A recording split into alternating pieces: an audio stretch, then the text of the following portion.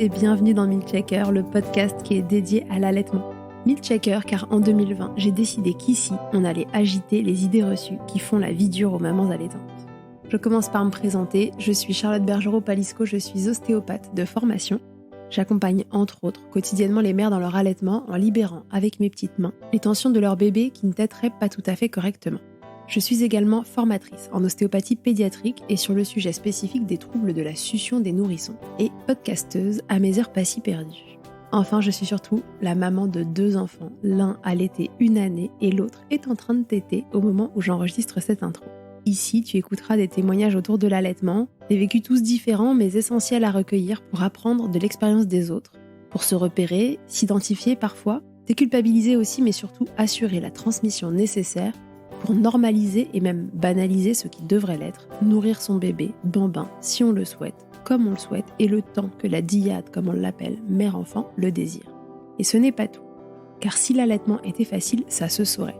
Le manque de transmission d'informations n'épargnant personne, il me semblait essentiel que ce podcast s'adresse aussi aux professionnels entourant les mères durant cette période. C'est l'intérêt des épisodes experts que vous pourrez écouter régulièrement, que vous soyez parent ou soignant, pour vous orienter face aux difficultés rencontrées. On y traite toutes sortes de problématiques liées de près ou de loin à l'allaitement et plus encore. Un seul objectif ici, informer le plus largement possible. Et pour cela, j'ai besoin de vous.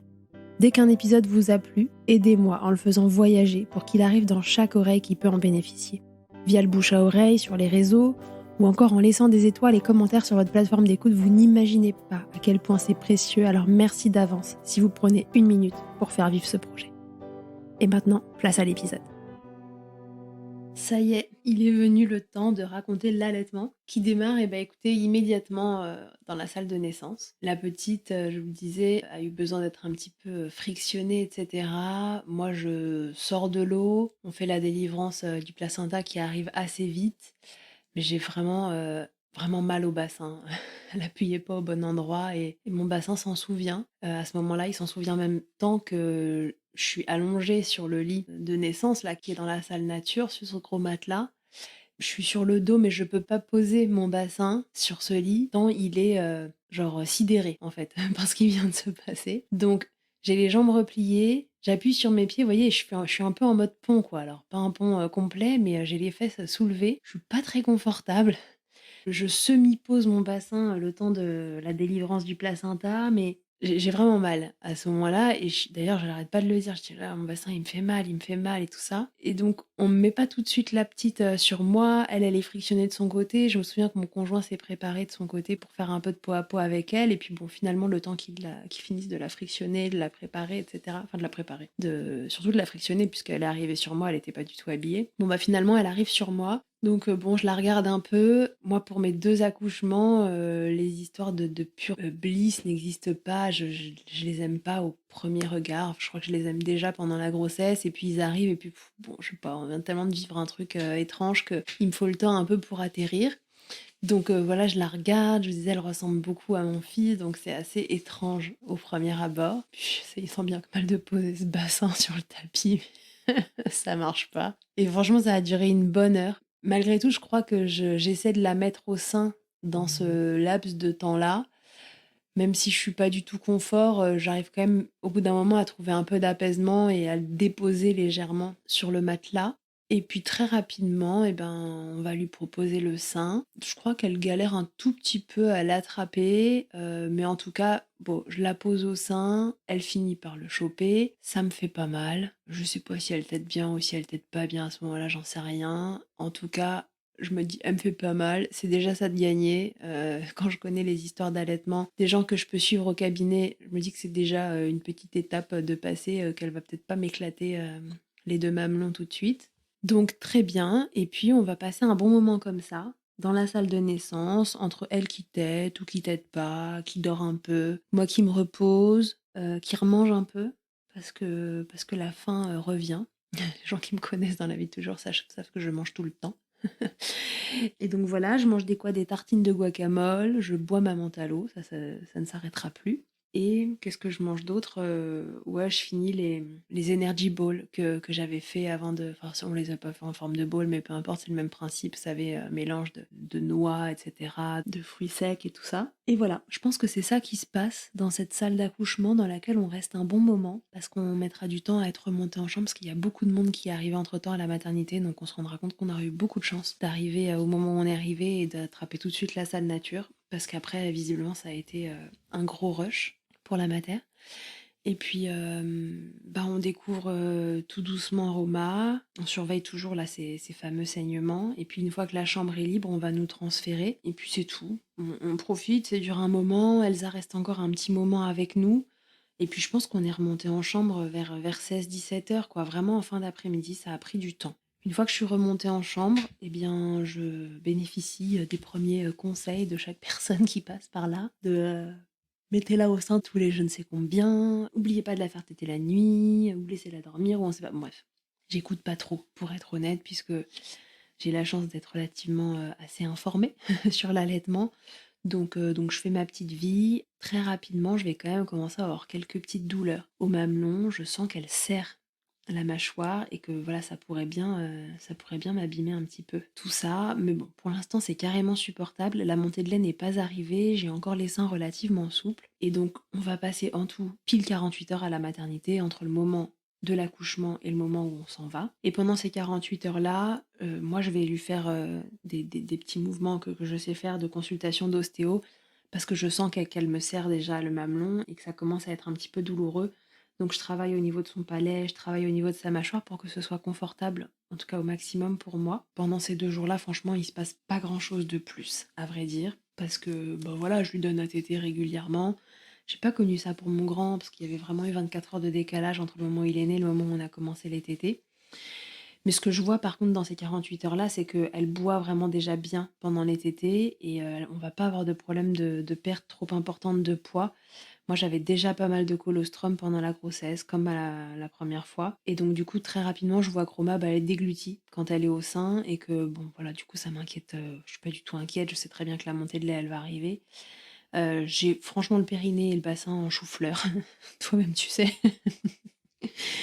Et voilà, mon bassin se souvient très bien que Roma a essayé de sortir par mon os des fesses, donc je ne suis pas confortable dans toutes les positions. Je sais qu'il va me falloir une bonne consultation d'ostéo ou deux pour remédier à ça. Dans ces 2 jours qui se passent à la maternité, j'ai une sage-femme qui passe à un moment, voilà, au milieu de tous les gens qui passent. C'était je crois, le deuxième soir où j'y étais. Et c'est là que je vais comprendre que, comme je vous l'expliquais dans les épisodes précédents, mon dossier avait été un peu brûlant pour la maternité. Donc avec cette histoire de troubles de coagulation, comme dans toutes les maternités, vous allez faire un rendez-vous avec un anesthésiste, etc. Et à ce rendez-vous avec l'anesthésiste, je sens que le mec est pas confort, quoi. Il commence déjà à me dire, oui, vous savez, ici on est à niveau 1, etc. Donc il veut me refaire faire 50 000 examens, etc. Alors que j'étais déjà retournée voir l'hématologue, donc les gens qui gèrent ces histoires de coagulation, de Louis Mourier, un hôpital de niveau 3 à côté. J'étais déjà retournée la voir, elle m'avait dit écoutez, vous êtes un non-sujet, pour moi c'est ok que vous accouchiez là-bas, etc. L'anesthésiste de Nanterre, pour le coup, lui, était pas super confort. Bon, le rendez-vous se passe quand même. Il me prescrit 50 000 tests. Je revoyais la sage-femme juste après, à ce moment-là. Donc, elle m'en avait fait faire une partie sur place à l'hôpital. Et puis, elle m'avait dit, en fonction des résultats, on avise pour le reste au prochain rendez-vous. Et au rendez-vous suivant, je viens. Et puis, très bien, madame, parfait, on vous garde ici, c'est tout bon, ça a été validé. Et entre ce dernier rendez-vous et la date d'accouchement, me demandez pas comment, mais il y a une histoire, c'est repassé en staff, ou je sais pas ce qui s'est passé. En tout cas, l'anesthésiste de Nanterre a demandé l'avis ou demandé tardivement l'avis de l'hôpital Mourier en direct. Et là-bas, à Mourier, ils ont dit madame, on la récupère. Sauf que moi, on m'avait déjà validé mon truc. J'étais, je pense, je sais pas, 1 semaine et demie d'accoucher ou un truc comme ça. Et bon, finalement, Nanterre c'est un peu battu et ils ont réussi à me garder. Mais ça a été un sujet, en fait, mon dossier. Et donc, du coup, quand j'arrive, vous voyez, à l'accouchement et que, en fait, je suis un peu connue dans le service comme le dossier brûlant de la fille qui a un trouble de coagulation et qu'il faut quand même faire un peu gaffe parce que Morier voulait la récupérer, j'ai l'impression. Donc, cette sage-femme que je vois arriver dans ma chambre me dit: «Ah bah Madame Palisco, je suis contente de vous voir», je la connaissais pas moi, enfin c'était la première fois que je la voyais de ma vie. Je suis contente de vous voir, quand même, après tout ce qui s'est passé, vraiment je suis désolée, de ce qui s'est passé». J'étais là: «Bah, je comprends pas ce que vous racontez, expliquez-moi». Bah, vous savez votre dossier, enfin voilà, ils ont voulu, enfin, le fait qu'à Mourier, ils aient voulu, vous récupérer et cetera. Mais nous, on vous avait déjà dit oui, donc on s'est battus. Enfin, voilà, il y en a marre de considérer les femmes enceintes comme des bombes à retardement, et cetera. J'ai dit: «Ah écoutez, je suis pas au courant du tout de ce que vous racontez, donc je ne l'ai pas ressenti. Merci». Bah, parce que moi, j'en ai pas eu vent, en fait.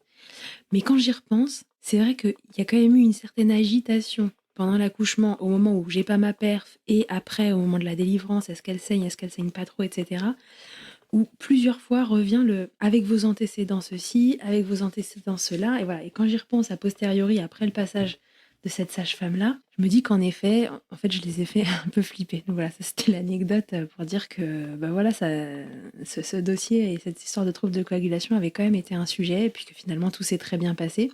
Mais donc cette sage-femme qui débarquait dans ma chambre, c'était quand même rigolo parce que finalement j'apprenais un truc a posteriori, et puis c'est très bien que je l'apprenne a posteriori parce que si j'avais su qu'il y avait eu un sujet, est-ce que j'aurais gardé voilà, la confiance pour accoucher à cet endroit-là, etc. Eh bien, je sais pas. Donc, du coup, j'étais bien contente de l'apprendre après coup. Et puis, ce qui est super dans ces 2 premiers jours là, après l'accouchement, c'est que, et d'ailleurs, ça ne met pas 48 heures du tout à arriver, c'est qu'immédiatement, une fois que j'ai accouché et que la progestérone, les hormones de grossesse s'en vont de mon corps, eh bien, je reviens littéralement à moi-même. Je redeviens quelqu'un de fréquentable. Je n'ai plus de nausées, je ne vomis plus. Je ne suis pas obligée de manger toutes les 3 secondes pour m'enlever le goût atroce que j'ai dans la bouche. Bref, je retrouve une vie normale. Et même en termes de morale, c'est instantané. Vraiment, j'ai pas d'autres mots parce que c'est difficile à décrire que de dire que c'est comme si d'un coup, je venais me retrouver en entier. Et ça fait un bien, mais vous ne pouvez pas imaginer. Je me suis rendu compte qu'en fait, j'avais vécu sensiblement la même chose de façon moins importante avec mon grand, parce que je me souviens, après l'accouchement, d'être quasi euphorique, enfin voilà, d'être dans un état un peu second, mais c'est que ça fait tellement de bien que ça s'arrête pour moi, cette grossesse, que bah voilà, ça me l'a fait les 2 fois, cette façon de revivre vraiment, instantanément. Alors que c'est quand même pas normalement la période de vie en postpartum immédiat où on est les plus vaillantes, il y a le baby blues après qui arrive, etc. Moi, je connais pas ça en fait. Je connais pas ça, ça me l'a fait la première fois, d'aller beaucoup mieux et de pas du tout ressentir de baby blues, de pas ressentir cette chute hormonale après. Moi, la chute hormonale, en fait, elle me remet juste à un niveau correct pour que j'aille normalement. Et cette deuxième fois, ça avait été tellement intense pendant la grossesse, et ben c'est vrai que là, la marche d'escalier a été tellement énorme que c'était flagrant, et ça m'a permis de me rendre compte que c'était arrivé aussi la première fois. Donc bah écoutez, c'est cool, hein, au bout de 48 heures, je pars de la maternité, on fait une sortie anticipée avec visite prévue de la sage-femme à la maison le lendemain pour vérifier le poids de Roma, pour me checker moi. Et retour à la maison au bout de 48 heures. J'avais qu'une envie, c'était de rentrer. De toute façon, j'ai pas particulièrement envie de rentrer à la maternité. J'ai envie de retrouver mon grand et puis de trouver mon espace à la maison. Et puis Roma va bien, je vous dis, elle a pas tellement perdu de poids. Donc en fait, personne n'est inquiet. À la mater, en vérité, comme moi je vais bien et qu'on n'est pas inquiétantes toutes les deux, bon, voilà, il vérifie juste encore une fois mes saignements et puis c'est bouclé. Les sages-femmes passent, elles voient que Roma, elle déglutit déjà un petit peu au sein, que son poids il est bon, donc il y a finalement pas grand monde qui passe me voir, quoi. J'ai vraiment les visites imposées, mais je demande pas grand chose. Je fais ma petite vie, mon mec il me ramène à manger, je mange ce que j'avais pas le droit de manger pendant la grossesse, les rares trucs que je ne mangeais pas pendant la grossesse, parce que j'avoue que cette fois-ci j'ai pas du tout été regardante. Très peu sur ce que je mangeais, j'avais un peu lâché la rampe, hein, parce que j'étais tellement mal et la bouffe c'est un sujet tellement important pour moi dans la vie, que je pouvais pas m'imposer en plus toutes les restrictions qu'on recommande aux femmes enceintes actuellement. Je l'avais fait pour ma première grossesse, enfin pour Andrea. J'avais l'impression que c'était même ça qui me déprimait à l'époque. Et là, je me suis dit, je peux pas me rajouter ça. Ça va déjà tellement pas. Si j'ai envie de bouffer du saucisson, je vais en bouffer, en fait. Ça va se passer comme ça et c'est tout. Et bon, et puis voilà, j'ai eu la chance qu'il n'y ait pas de soucis. Je vous recommande évidemment pas de le faire, mais moi, ça a été ma façon de tenir la tête hors de l'eau. J'en sais rien. Franchement, j'étais noyée, mais En tout cas, ça a été ma façon de tenir jusqu'à l'accouchement, de me dire que je mangeais du pâté, du saucisson et puis du saumon fumé aussi et puis c'était pas bien et puis en fait rien à foutre parce que j'en pouvais plus et puis je faisais confiance à la vie pour que ce soit pas un problème pour cette grossesse-là. Mais bon voilà, c'est pas recommandable. En tout cas, voilà, mon mec m'amène les trucs que j'ai pas mangé, à savoir le poisson vraiment cru et ce genre de choses que j'avais quand même évité. On rentre à la maison et puis on va pouvoir se découvrir toutes les deux, rentrer à la maison et arriver à la fameuse montée de lait qui n'est pas arrivée clairement à la maternité. Mes seins commencent sérieusement à se tendre, mais j'ai pas encore fait ma montée de lait quand je suis à la maternité. Elle va arriver dans les 2 jours qui suivent.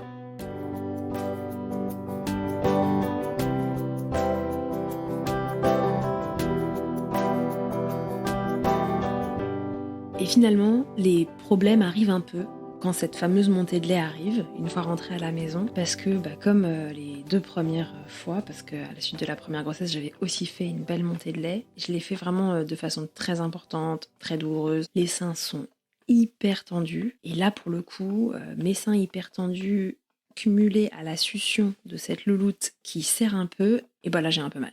J'ai un peu mal, je trouve qu'elle t'aide pas vraiment très mal, c'est vraiment une question d'un peu de serrage. Mais ça, sur un sein qui est tendu comme une brique, franchement, je le vis pas très bien. J'ai pas de crevasse, j'ai le bout du mamelon un tout petit peu brûlé de chaque côté. Et je me dis que le temps que la montée de lait passe et de me faire une idée plus correcte de ce qui se passe, je vais mettre des bouts de sein. Je l'avais fait pour mon premier allaitement parce que pour le coup, il avait du mal à attraper le sein. Parce que lui, il serrait pas et il faisait plutôt l'inverse et il avait du mal à attraper à l'époque. Elle arrivait à attraper, mais elle me faisait un peu mal. Donc du coup, je me dis, voilà, je vais juste mettre les bouts de sein que j'avais pour Andrea à l'époque, pour passer le cap de la montée de lait, parce que sinon ça va être trop douloureux et j'ai peur qu'elle m'abîme, vraiment le sein. Et la nuit de la montée de lait, ce sera le lundi soir, donc après l'accouchement du vendredi. Et là, franchement, souffrance quoi. J'avais les seins qui picotaient, mais tellement, je me souviens d'un moment où j'étais allongée dans mon lit, que j'essayais d'aller dormir et ça me picotait, mais j'avais l'impression que ça remontait jusqu'à mon cou. Mes seins remontaient jusqu'à mes clavicules. J'avais 2 énormes briques, mais plus gros que des briques. J'arrivais pas à dormir et la petite, elle était hystéro parce qu'elle voulait absolument téter et moi, elle me faisait mal quand elle tétait sur ça. Donc j'avais pas envie qu'elle tète et on était sur un mood pas cool du tout. J'ai pris un anti-inflammatoire parce que voilà, je me suis dit que ça allait me soulager, ça a fonctionné. Et voilà, et puis on a passé la nuit comme ça. C'était pas la meilleure nuit de l'histoire, loin de là, mais bon, voilà, ça, les bouts de sein, on s'en est sortis. Et puis après, je savais que comme la première fois, l'enjeu, ce serait de réguler le plus rapidement, entre guillemets, possible cet afflux de lait important, parce qu'il faut que mes seins se détendent pour qu'elle, elle puisse téter correctement et pour qu'elle elle puisse s'accrocher facilement et que je me fasse une idée de la façon dont elle t'aide vraiment. Est-ce que ça reste douloureux? Est-ce que ça reste pas douloureux? Et voilà, donc montée de lait, phase pas cool. Je le savais déjà les 2 premières fois, donc je m'y attendais. Je savais aussi que ça allait passer. Je trouve que c'est vrai que ces trucs-là, quand on sait que ça va passer, qu'on s'affole pas, on sait que c'est un mauvais moment et puis que ça va aller mieux. Les jours qui suivent, je déborde de partout. Comme les autres fois, comme la première fois surtout. Elle tète sur un sein, c'est 100 millilitres qui coulent de l'autre côté. J'ai pris un recueil-lait type... Moi j'avais un Naturebond, mais type AK, c'est la même chose, que j'ai arrêté petit à petit au profit de l'ange que je mettais pour contenir le flux. Mais voilà, c'est vraiment... Elle tète d'un côté, et il y a un biberon entier que je pourrais remplir qui coule de l'autre sans rien faire. 2 fois par jour, je suis trempée. La nuit, je vous en parle pas. Une nuit sur 2, je suis obligée de me changer parce que le coussinet est mal mis, machin, etc. En fait, moi, je peux pas allaiter dans un premier temps, vous voyez, dans mon lit, tranquille, allongée sur le côté, etc. La montée de lait, elle est tellement impressionnante et les quantités de lait tellement impressionnantes dans un démarrage que je me lève, je vais dans mon canapé, j'ai un espèce de chariot à côté de moi, de dessert, la Ikea, dans laquelle il y a des coussinets d'allaitement à foison, le Naturebond. Alors là, pour le coup, les bouts de sein, parce que dans cette phase-là, je mets les bouts de sein au moins au début de la tétée, le temps que le sein il se détende. J'ai la crème pour les mamelons au cas où, des sopalins, des machins, enfin bref, j'ai ma vie dans ce, dans ce chariot. Et voilà, je m'installe sur mon canapé et je la mets au sein d'un côté, je mets le recueil-lait de l'autre. Je suis obligée de vider le recueil-lait au milieu de la tétée parce que sinon il est trop lourd, il se déventouse et tout. Enfin, bref, une fois il s'est déventousé, c'est parti partout sur le canapé. Le canapé il est tout neuf puisqu'on a déménagé 2 mois avant, souvenez-vous. Donc bon, du coup j'ai même après mis un linge et une serviette sur le canapé à l'endroit où je m'installe, histoire que si le recueil-lait se barre, il n'y a pas de souci, c'est colmaté en bas. Je suis trempée, je me change en permanence, les soutifs, les coussinets, tout ça, j'en fais des machines et des machines. Il y a 2 machines par jour qui tournent quasiment entre ça, la petite qui fait un caca qui déborde, qui fait pipi, bon, ça n'arrête pas. Et bon, ça c'est la partie pas très très cool, j'ai hâte que ça se stabilise. Mais encore une fois, cette fois-ci, je sais ce qui se passe, je sais que je dois limiter les stimulations, qu'il faut juste qu'elle tète en fonction de son besoin et qu'à un moment ça va se réguler. J'évite de vider de trop sous la douche, juste je me soulage avec l'eau chaude quand c'est trop tendu. Je ne vide pas mon sein comme je le faisais la première fois, ce qui avait vachement entretenu une grosse lactation.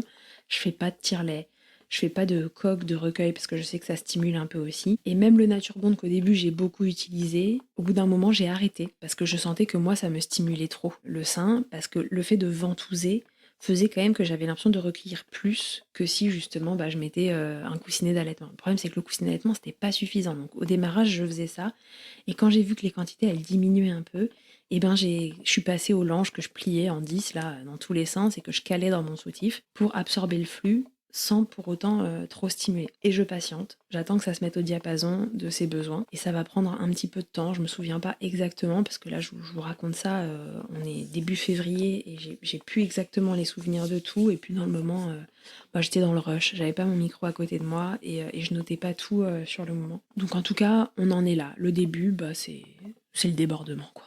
Côté douleur, donc je fais attention à bien la positionner. Nous, ce qui marchait le mieux, c'était vraiment les positions type BN. Elle, au-dessus de moi, elle était quasiment, elle était en grenouille sur moi devant. Je la force à bien ouvrir la bouche. Je fais attention à lui proposer le sein au-dessus, etc. Voilà, tout ce que je connais déjà et qui m'a vachement aidé pour démarrer cet allaitement. Je lui avais fait une petite consultation à la maternité. J'avais regardé un petit peu dans sa bouche pour lui libérer le palais, etc. Ce qui pouvait la gêner pour téter. Et puis en dehors des tétés, je mets les coquillages d'allaitement et en gros ça suffit. J'ai mis 1 ou 2 fois de la crème, vous voyez le tube de crème je l'ai encore, j'ai dû en mettre 3-4 fois et c'est tout. Je mets les coquillages d'allaitement avec le lait, le colostrum et ça suffit à ce que ça prenne pas de mauvais chemin. Donc je me dis très bien, c'est pas cata, etc. Et puis j'attends encore une fois que ça se régule côté lactation et côté tension des seins pour qu'on soit tranquille. J'ai pas de crevasse encore une fois, mais ce qui va me rester, c'est une sensation de petite brûlure. Et ça va pas passer dans les jours qui suivent et quand petit à petit ça se régule. Et je sais, puisque c'est ma formation, qu'il y a quand même un petit frein qui a l'air restrictif au fond de sa langue. Je l'avais repéré de suite. Son mouvement de langue il est bon, mais voilà, elle serre et j'ai l'impression que j'ai beau détendre tout ça. Ma collègue vient lui faire une séance aussi. Voilà, elle se remet à serrer pas longtemps après. Donc, j'attends que ça se régule bien de mon côté. Comme ça, j'ai une info plus juste de sa façon de téter une fois que le sein il est un minimum détendu. C'était mieux, mais c'était pas parfait. Donc, à 3 semaines, finalement, après une petite préparation, elle va faire une frénectomie au ciseau. Je décide de la faire faire au ciseau. Je suis allée faire ça au centre d'allaitement de Véronique Darnanja, qui est une des consultantes que vous connaissez parce qu'elle est intervenue dans le podcast à 2 reprises. Et puis depuis, voilà, en couplant ça aux séances de thérapie manuelle, après ça a été, je lui ai fait faire quelques exercices aussi, mais je me suis pas acharnée à en faire énormément, pour être honnête. Les enfants cordonniers sont les plus mal chaussés, mais je sais aussi elle a pas un mauvais mouvement, elle manquait d'amplitude. C'est aujourd'hui pas encore parfait au moment où je vous en parle, elle a pas la succion du top, mais en tout cas c'est suffisant pour ce qu'on a à faire avec l'allaitement et dans un premier temps je me dis que c'est très bien. En tout cas ça nous tranquillise toutes les deux, elle ouvre mieux la bouche, elle serre moins, ça roule et on peut avancer comme ça dans cet allaitement. Côté rythme du bébé, évidemment c'est l'anarchie, parce qu'un coup elle a faim, un coup elle fait un gros espace entre les deux. Moi, voilà, faut pas oublier qu'avec les quantités de lait que j'ai, globalement mes bébés ils crèvent pas de faim quoi. Au démarrage, la lactation met pas de temps à s'enclencher et ils tiennent relativement rapidement sans manger toute la journée. Parce qu'il y a beaucoup de lait, je pense que c'est pour ça et peut-être que c'est aussi un souhait personnel, mais j'ai jamais mis en place de relation à l'allaitement rassurante. Vous voyez, je n'utilise que très peu l'allaitement et le sein comme oh bah là ça va pas, là t'as ceci, là t'as cela, bah viens je te mets au sein et ça règle tout. Parce que moi ça règle pas tout, dans la mesure où à chaque fois qu'ils sont au sein, ils se prennent un geyser dans la tronche en quantité et que du coup, c'est plus ou moins rassurant. Enfin, si vous avez juste envie de dormir, par exemple, que vous êtes un bébé fatigué et que vous vous retrouvez sur un sein qui vous envoie 150 millilitres en l'espace de 5 minutes, je sais pas si c'est vraiment ce que vous aviez besoin. Donc, je prends vraiment l'habitude, comme j'avais fait avec mon fils, de la rassurer quand c'est nécessaire. Autrement, je porte beaucoup les enfants en porte-bébé, en écharpe, etc. Et j'ai fait un peu pareil avec elle, parce que vraiment, moi, le sein, au moins dans un premier temps, n'est pas un truc sur lequel on peut se rassurer, parce qu'on mange tellement à chaque fois que c'est un coup à finir avec mal au ventre. Donc, euh, donc voilà, le rythme est un peu anarchique, j'essaye de capter les moments où elle a faim. Et la nuit, en gros, une fois que je lui ai donné une tétée, là, un peu tardivement le soir, sur les coups de 21h, 22h, bah voilà, j'ai 2 réveils, quoi, toutes les peut-être 3, parfois 4 heures. Il y a des nuits où elle se sera réveillée vraiment quasiment toutes les 3 heures, mais là, il y a pas, je crois que j'ai pas une nuit où elle m'a demandé à 2 heures d'écart à manger, c'est qu'il y avait autre chose qui la gênait et qu'il fallait que je trouve. Je sais que c'est une chance d'avoir autant de lait dans les démarrages, c'est sûr que c'est tranquillisant, vous avez un bébé qui prend plus qu'il ne faut par jour, personne vous embête, puisque l'allaitement, pour les professionnels de santé, tant que le bébé prend du poids plutôt, il est considéré comme un allaitement qui marche. Mais de mon côté, c'est quand même assez difficile à contrôler, quoi. Et être trempé en permanence, humide, c'est casse-pied, voilà. Encore une fois, cette fois-ci, je sais et je prends mon mal en patience. Et puis à côté de ça, j'ai un postpartum qui est tout doux. J'ai pas de grosses douleurs, mon bassin me fait encore mal, mais c'est complètement tolérable. J'ai pas de cicatrices, je suis pas abîmée par l'accouchement. Et en dehors de mon sacrum là qu'elle a voulu traverser pour sortir, ça va, quoi. Ça va bien, donc je profite de ces moments-là.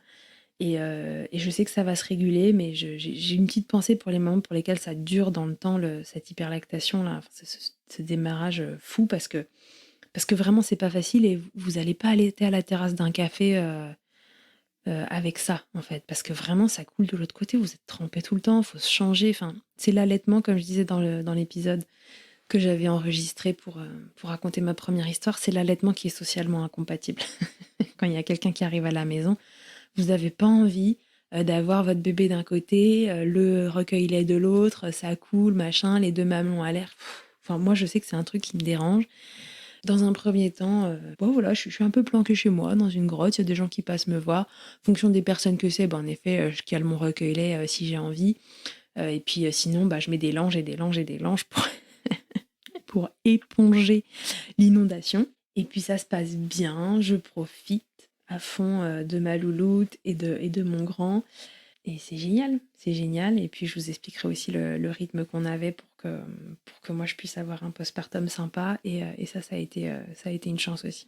Et voilà, finito pour ces quelques premiers jours, premières semaines d'allaitement à la maison. J'ai quand même un cadre trop cool. Là, je me lève la nuit, je vous le disais, pour l'allaiter, et c'est vrai que ça pourrait être inconfortable parce que faut se lever, etc. Mais bon, de toute façon, il n'y a pas le choix avec la quantité de lait.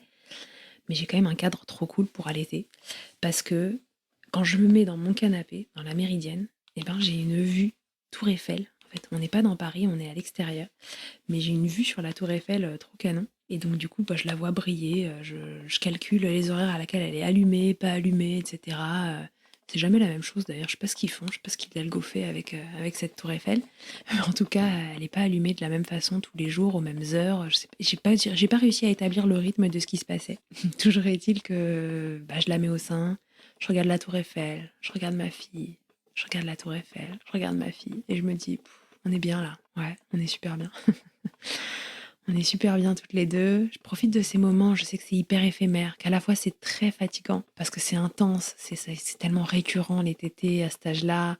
Ça fait des nuits complètement tronquées ou quand vous dormez 2 heures d'affilée, c'est déjà pas mal. Mais je sais à quel point ça va pas durer longtemps. Donc oui, même les tétés où elle tète, elle fait caca, faut la changer, mince. Et puis finalement, vous lui redonnez un peu à téter parce que vous dites allez, est-ce qu'elle a eu assez, etc. Hein. Bam, elle refait caca une deuxième fois. Il faut rechanger. Et c'est possible de rester, je sais pas, une heure et demie debout, quoi, même hors soucis digestifs du bébé ou quoi que ce soit. Donc c'est vrai que c'est intense, mais bon, vraiment, ça me paraît tellement rien par rapport aux 9 mois que je viens de me coltiner, que je le vis de façon très philosophe, en fait. Et je me dis, elle est toute petite, Et bientôt, je trouverai déjà qu'elle est trop grande. Je me dis, en fait, il y a juste à profiter. J'essaye de prendre des photos avec mes yeux, avec mon cerveau, vous savez, de fixer ces moments dans ma tête pour pas les oublier, parce que je sais qu'en plus, cette fois-ci, ce sera le dernier bébé, je ne recommencerai pas. Alors je me dis, Charlotte, profite. Peut-être c'est dur, mais en fait, c'est pas éternel ce moment. Et puis tu vas bien, elle va bien. Voilà, j'ai un contexte autour de moi en postpartum où il n'y a pas de galère, quoi. On sait aussi jamais dans quel contexte extérieur, familial, etc. un bébé arrive. Et moi, j'ai la chance que tout aille bien, donc je profite de ça, et de la Tour Eiffel. Et puis c'est tout, quoi. C'est tout. Je suis de nouveau heureuse, donc il n'y a plus qu'à. Il n'y a plus qu'à vivre et à profiter de tout le monde autour. Et c'est super. C'est super. Donc voilà, je vous laisse là-dessus. Et puis je vous raconterai la suite de l'histoire dans un autre épisode. Allez, salut.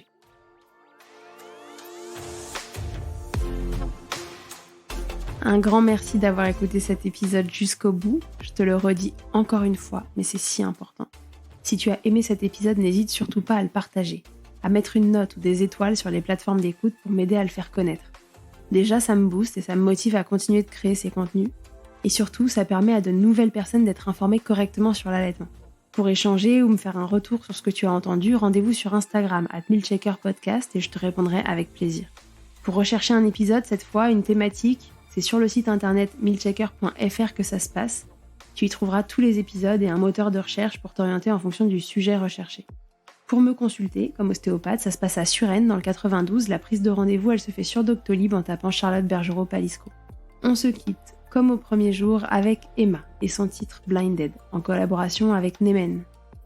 Je vous donne rendez-vous au prochain épisode, et d'ici là, n'oubliez pas, milcheckez autant que vous le voudrez, et bousculons ensemble les idées reçues sur l'allaitement maternel.